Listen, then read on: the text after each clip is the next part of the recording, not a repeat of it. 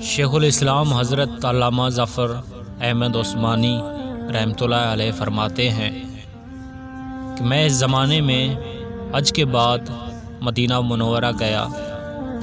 ہم لوگوں نے کھانا کھانے کے بعد دسترخوان کو لے کر ایک ڈھیر پر جھاڑ دیا تاکہ روٹی کے بچے ٹکڑوں اور ہڈیوں کو جانور کھا جائیں۔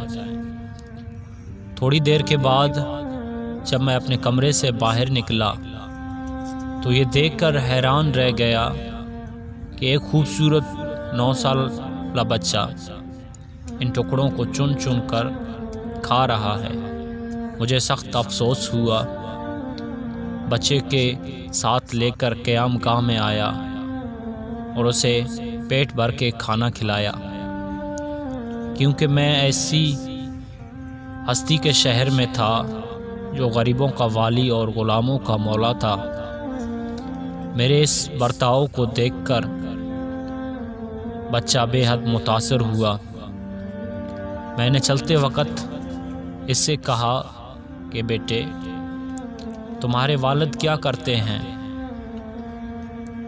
اس نے کہا میں یتیم ہوں۔ میں نے کہا بیٹے میرے ساتھ ہندوستان چلو گے؟ وہاں میں تم کو اچھے اچھے کھانے کھلاؤں گا، عمدہ عمدہ کپڑے پہناؤں گا، اپنے مدرسے میں تعلیم دوں گا۔ جب تم عالم فاضل ہو جاؤ گے تو میں خود تم کو یہاں لے کر آؤں گا اور تمہیں تمہاری والدہ کے سپرد کر دوں گا۔ تم جاؤ اپنی والدہ سے اجازت لے کر آؤ۔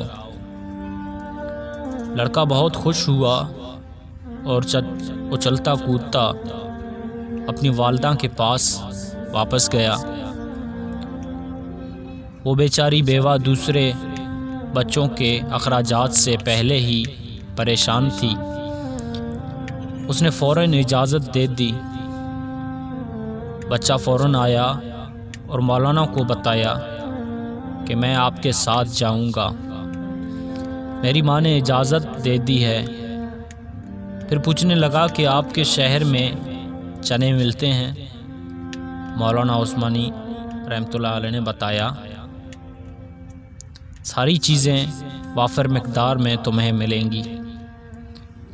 مولانا کا بیان ہے کہ میری انگلی پکڑے پکڑے مسجد نبوی صلی اللہ علیہ وسلم میں وہ میرے ساتھ آیا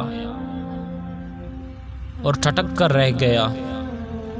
سرکار دو عالم صلی اللہ علیہ وآلہ وسلم کے روضے مبارک کو دیکھا اور مسجد کے دروازے کو اور پوچھا کیا بابا دروازہ اور روضہ بھی وہاں ملے گا؟ میں نے اس سے کہا بیٹا اگر یہ وہاں مل جاتا تو میں یہاں کیوں آتا؟ لڑکے کے چہرے کا رنگ بدل گیا، میری انگلی چھوڑ دی۔ بابا تم جاؤ، اگر یہ نہیں ملے گا تو میں ہرگز اس دروازے کو چھوڑ کر نہیں جاؤں گا۔ بھوکا رہوں گا، پیاسا رہوں گا۔